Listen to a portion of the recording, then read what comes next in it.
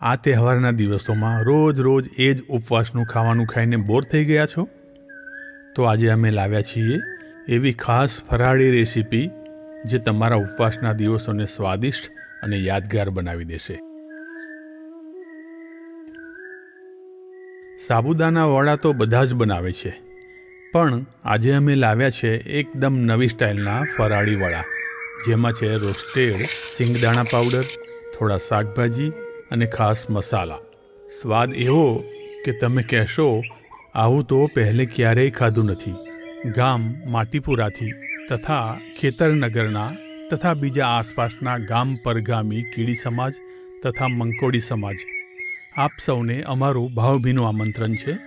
તો આપ સૌ ચપટી નાખતામાં તુરત જ સહકુટુંબ ભોજન માટે પધારશો. તાક ઈશ્વરે ખૂબ આપ્યું છે, ખાતા પણ ખૂટે નહીં અને વહેંચીએ તેટલું વધે છે. તો વળતા તમારી ક્ષમતા મુજબ જેટલું પીરસણ લઈ જવાય તેટલું ઘરે લેતા જશો.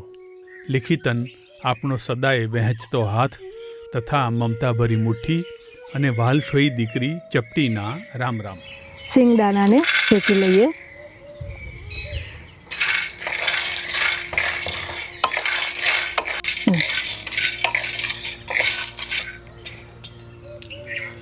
દાણા શેકાઈ ગયા છે. સિંગદાણાના થોડા કાઢી લઈએ. 2 કપ સાબુદાણાને આપણે થોડા શેકી લઈશું.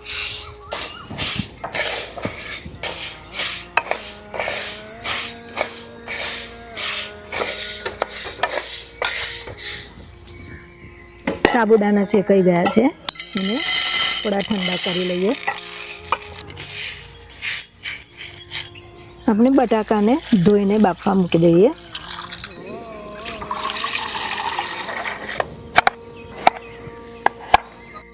મિત્રો, સાબુદાણામાં કાર્બોહાઈડ્રેટ્સ વધુ હોય છે, જેથી શરીરને તરત જ ઉર્જા મળે છે અને ઉપવાસ દરમિયાન લાગતી નબળાઈ દૂર કરે છે. સાબુદાણા પચવામાં હળવા હોય છે. બાળકોથી માંડીને વૃદ્ધો તથા બીમારી પછી સાજા થતા લોકો માટે ઉત્તમ આહાર છે. કેલરી વધુ હોવાને કારણે વજન વધારવામાં મદદરૂપ થાય છે. હા, સાબુદાણા ગ્લુટેન ફ્રી છે.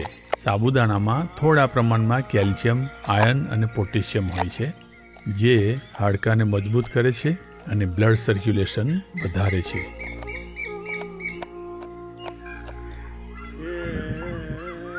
મરચાંને પણ ઝીણા ઝીણા સમારી લઈએ. જો ઉપવાસમાં ઓછું ખાઈને અથવા સારું ખાઈને કરશો તો તન તો સાફ રહેશે જ, પરંતુ તન સાથે મન પણ શાંત અને સાફ કરવું જરૂરી છે. તો વિડીયોના અંતમાં મન શાંત અને સાફ કેમ કરવું એના ઉપર એક વાત કરીશું.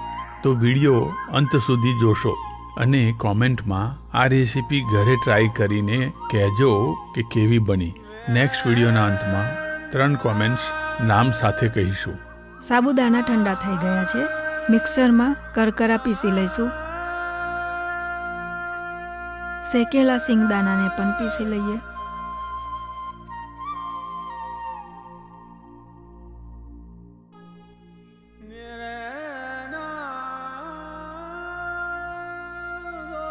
થોડું આદું છીણી લઈએ. ધાણા સમારી લઈએ.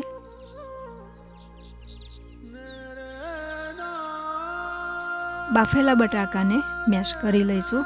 તમે બટાકાને છીણીને પણ વાપરી શકો છો. ગાજર, કેપ્સિકમ, 1 ચમચી ખાંડ ઉમેરીશું. ધાણા, અડધી ચમચી આદુની પેસ્ટ, 6 થી 7 નંગ લીલા મરચાંના ટુકડા,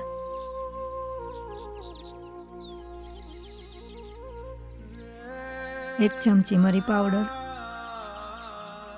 1 ચમચી જીરું,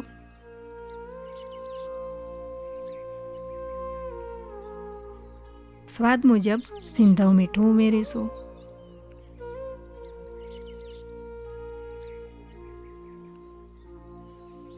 પીસેલા સાબુદાણા અને પીસેલા સિંગદાણા ઉમેરીશું.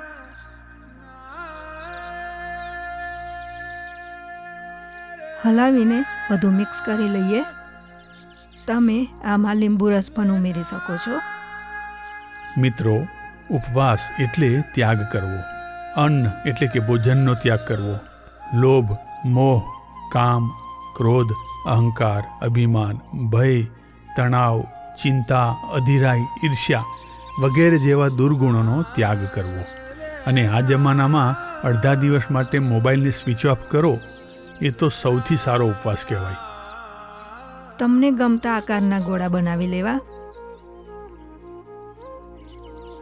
મિત્રો, આ બધા દુર્ગુણો આપણી માનસિક અને શારીરિક ઉર્જાને ખતમ કરી નાખે છે. મન શાંત રાખવા માટે તમારા ઈષ્ટદેવનું ધ્યાન ધરવું, મેડિટેશન કરવું, ભજન કરવું કે ધર્મગ્રંથનું વાંચન કરવું. મિત્રો, આ કબરની જેમ પડેલા ઘંટીના પડિયા જ્યારથી લુપ્ત થયા ત્યારથી સ્ત્રીઓની કમર વધી, સાથે પીસીઓડી અને પીસીઓએસની સમસ્યાઓ વધી. તે વખતે લોટની દળામણના પૈસા બચતા હતા અને જીમની ફી પણ બચતી હતી. આપને આમ બે ફાયદા છોડીને ઉપાધિને નોતરી હોય એવું નથી લાગતું?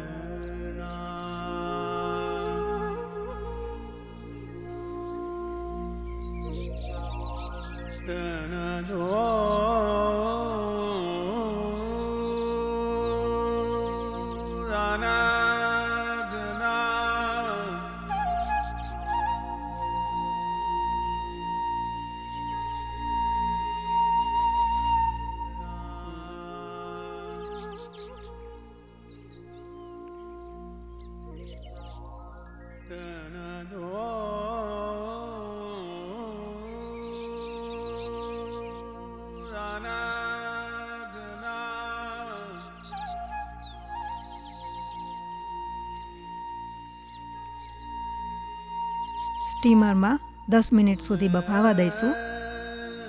સાથે જામફળની ચટણી બનાવીશું.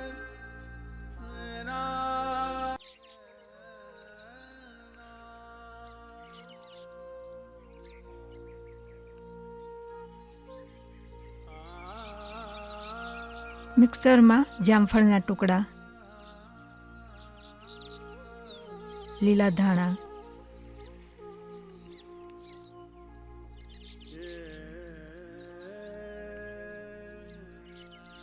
આદુ,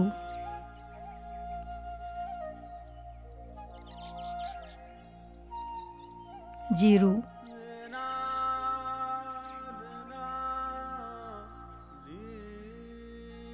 સિંધવ મીઠું, બરફના ટુકડા ઉમેરીશું. અડધા લીંબુનો રસ ઉમેરીશું. લીંબુના બી કાઢી લેવા.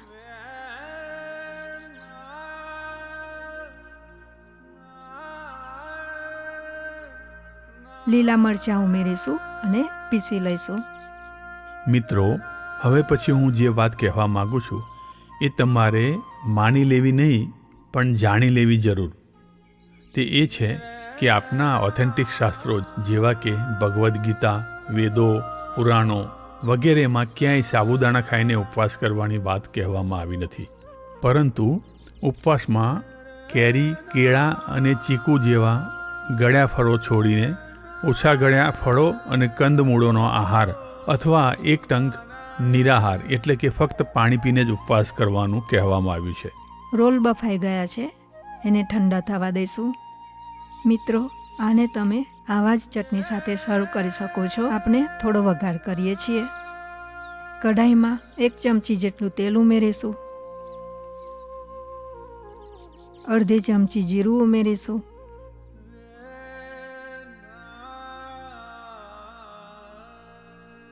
જીરું થોડું શેકાય એટલે 2 ચમચી તલ ઉમેરીશું. મિત્રો, સામાન્ય મીઠું, સિંધવ મીઠું, સંચળ, સી સોલ્ટ અને હિમાલયન પિંક સોલ્ટ આ બધાનો મુખ્ય ઘટક સોડિયમ ક્લોરાઇડ છે. બસ દરેકમાં થોડા થોડા મિનરલ અલગ હોય છે. મતલબ કે ઉપવાસમાં કોઈ પણ મીઠું ખાઓ, કેમિકલી કોઈ ફરક નથી. ફરીથી કહું છું, એક નિયમ રાખજો, મારું કે કોઈનું પણ કહેલું માનશો નહીં, પણ જાણજો જરૂર અને તમારું અંતર કહે એ પ્રમાણે કરશો. લખેલું હોય કે મોટા મોટા માણસોએ કીધેલું હોય એ સાચું જ હોય એવું જરૂરી નથી. સાબુદાનાના રોલ ઉમેરી દઈશું.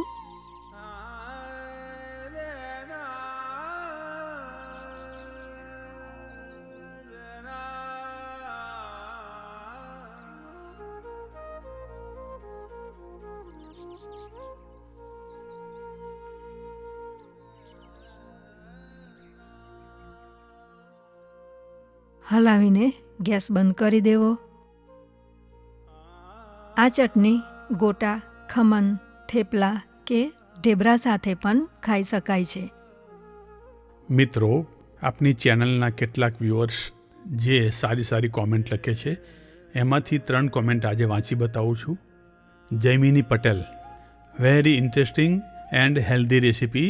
વી enjoy your video because you also give benefits that makes very interesting. બીજા છે દિલીપચંદ, અમે કેનેડામાં પણ તમારી આ દરેક વાનગી બનાવીએ છીએ. આજે આ ભેળકું બનાવ્યું, ખૂબ જ સરસ લાગ્યું.